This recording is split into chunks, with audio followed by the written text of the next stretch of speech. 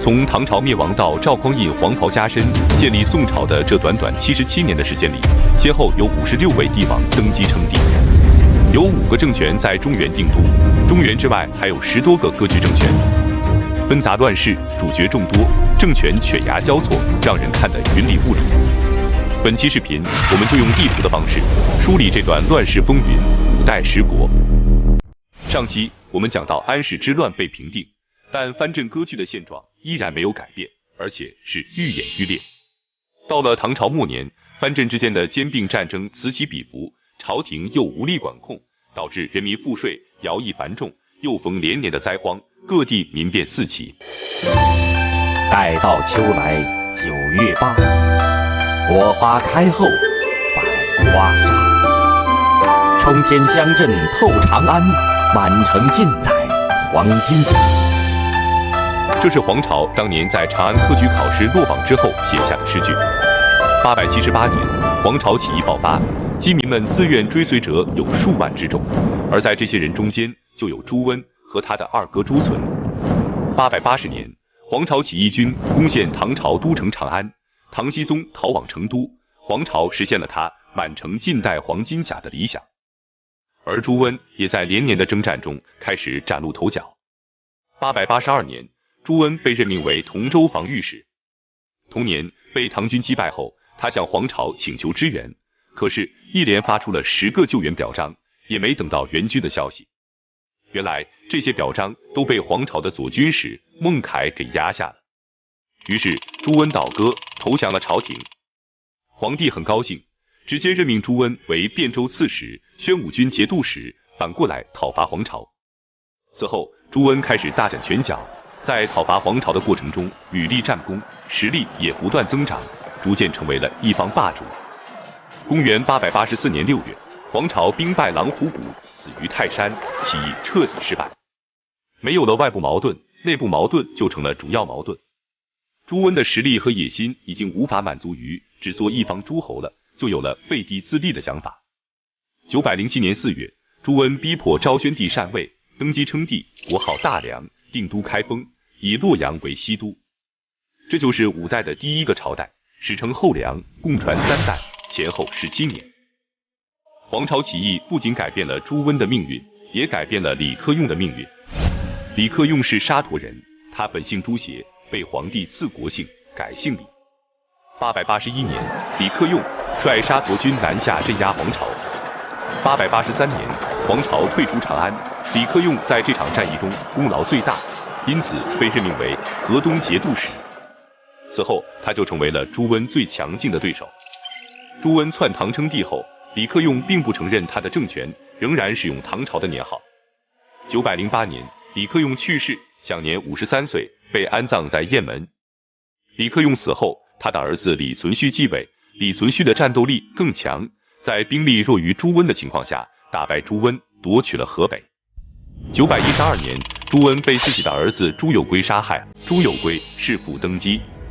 923年，李存勖在魏州称帝，沿用唐的国号。同年底，李存勖灭掉后梁，定都洛阳。这就是5代的第2个朝代，史称后唐，共传4帝，存续14年。李存勖手下有一名大将，颇受李克用养子李嗣源的器重，并把女儿嫁给了他。又屡立战功，在后唐可谓是位高权重，他就是石敬瑭。到李嗣源的养子李从珂继位后，对石敬瑭极不放心，就想办法削弱他的势力。石敬瑭也就有了反心，密谋造反，但起兵之后，很快就被后唐军队给包围了。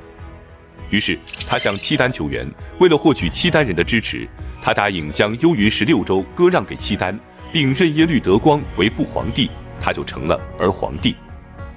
而此后的几百年，幽云16州就成为了中原王朝的噩梦，直到朱元璋的时代，大将徐达、常遇春才将此地收复，前后时间长达455年。936年，在契丹的扶持下，石敬瑭于太原称帝，国号为晋。不久之后，攻入洛阳，灭掉后唐，定都洛阳。4年迁都开封。这就是5代的第3个朝代，史称后晋，共传2帝，前后12年。石敬瑭病逝后，由他的侄子石重贵继位。石重贵不愿再做儿皇帝，对契丹称孙不称臣，引起了契丹的不满，于是发兵讨伐。而就在石重贵苦战契丹人的时候，大将刘知远却不听指挥，冷眼旁观，不发兵救援，导致石重贵被捕。耶律德光在汴梁称帝，改国号为大辽，后晋灭亡。但契丹军队到处烧杀抢掠，激起了中原人民的反抗。耶律德光无力维持中原的统治，匆忙率军北撤。契丹人撤走后，中原就没有了主人。947年2月15日，刘知远看准时机，在太原称帝。同年6月进入开封，并在此建都，改国号为汉。这就是五代的第4个朝代，史称后汉，共传2帝，只存活了4年。刘知远做了1年皇帝就病死了，由他儿子刘承佑继位。刘承佑年幼，朝政被大臣杨斌、史弘照、王章和郭威把持。刘承佑想亲政，就和亲信们商议了一个对策，伏兵于殿门，将杨斌、史弘照、王章3人杀死，并灭了他们的族。又派人刺杀镇守耶都的郭威。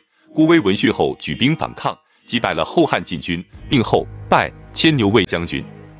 978年七夕，他写下了著名的诗句与美人：春花秋月何时了？往事知多少？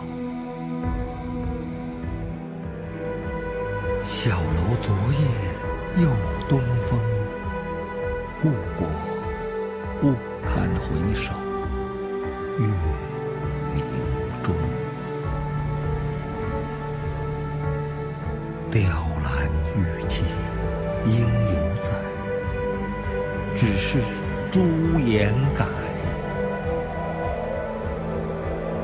问君能有几多愁？恰似一江春水向东流。宋太宗赵光义知道后，觉得他还是不死心，有复辟南唐的野心，于是命人给李煜下了千机药，将他毒死，追封吴王，葬于洛阳邙山。至此，5代10国的时代彻底结束，中华大地又迎来了大一统的时代——宋朝。本期视频就到这里，感谢观看，下期再见。